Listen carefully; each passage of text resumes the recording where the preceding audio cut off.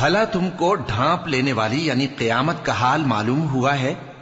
اس روز بہت سے چہرے یعنی لوگ ذلیل ہوں گے، سخت محنت کرنے والے تھکے ماندے دہکتی آگ میں داخل ہوں گے۔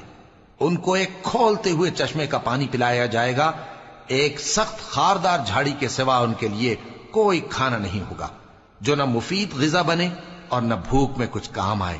بہت سے چہرے یعنی لوگ اس روز شادماں بھی ہوں گے، اپنی محنت کے بدلے پر خوش، بہشت بری میں وہاں کسی طرح کی لغو بات نہیں سنیں گے، اس میں چشمے بہ رہے ہوں گے، وہاں تخت ہوں گے اونچے اونچے اور کٹورے قرینے سے رکھے ہوئے اور گاؤ تکیے قطار کی قطار لگے ہوئے اور نفیس مسندیں جگہ جگہ بچھی ہوئی۔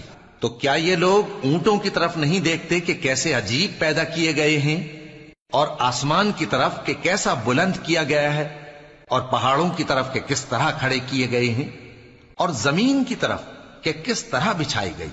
پس اے نبی صلی اللہ علیہ وآلہ وسلم، تم تو نصیحت کرتے رہو کہ تم نصیحت کرنے والے ہی ہو، تم ان پر داروغہ نہیں ہو۔ ہاں، جس نے منہ پھیرا اور نہ مانا تو اللہ اس کو بہت بڑا عذاب دے گا۔ بے شک ان کو ہمارے ہی پاس لوٹ کر آنا ہے، پھر ہمارے ہی ذمے ان سے حساب لینا ہے۔